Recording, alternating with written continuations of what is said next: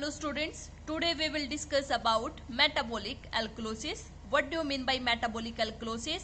What are the signs and symptoms? What are the causes and how we will manage if a person is having metabolic alkalosis? When we are talking about alkalosis, alkalosis means when the pH is more than normal. The normal pH of the blood is 7.35 to 7.45. If the pH is more than 7.45, the person will be suffering from alkalosis. When we are talking about metabolic, there will be electrolyte dysfunctioning. Which electrolyte? The electrolyte is bicarbonate. So if there is increased bicarbonate level and increase in blood pH, the normal bicarbonate level is 22 to 28 milliequivalent per liter. If these both are increasing, these will lead to metabolic alkalosis. So why the person they are having metabolic alkalosis? Either there is more loss of H plus ion or there is gain of bicarbonate ion. That will lead to increase bicarbonate level and decrease H plus ion into the blood. Increased pH will lead to hypoventilation in any individual and it will lead to increase in partial pressure of carbon dioxide level. Now we will see the causes.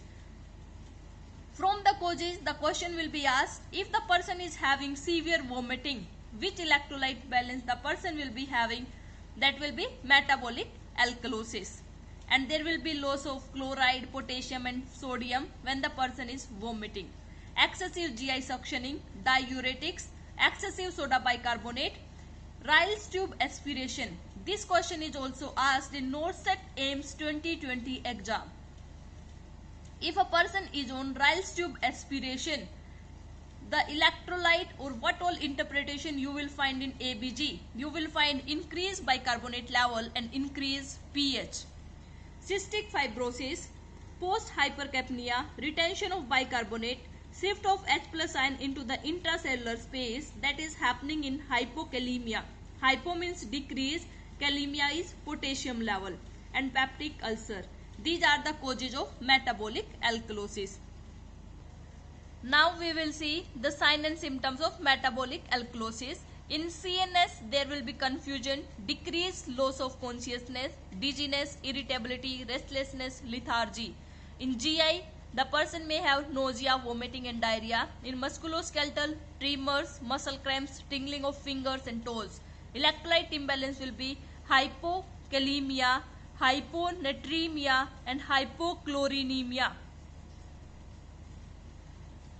And in cardiovascular, there will be dysrhythmia and the person may represent with tachycardia. Now we will see how we will diagnose by ABG, in which we will find there will be increased level of pH and increased bicarbonate level and increased PCO2. Electrolyte study, in which there will be decreased chloride, decreased sodium and decreased potassium, and urine chloride test also performed. Now we will see the management. The management of underlying disease condition we have to treat first. Second is, if the person is having chlorine deficiency, so administer chlorine, for example sodium chloride and potassium chloride. H2 blocker therapy, when there is excessive loss of gastric fluid. If the person is having edema, administer acetazolamide. If the pH is more than 7.60, administer hydrochloric acid, ammonium hydrochloride or send the person for dialysis. Replace electrolyte level and avoid hyperventilation in any individual. In this video, we have discussed about what do you mean by metabolic alkalosis, how we will manage and what are the signs and symptoms of metabolic alkalosis.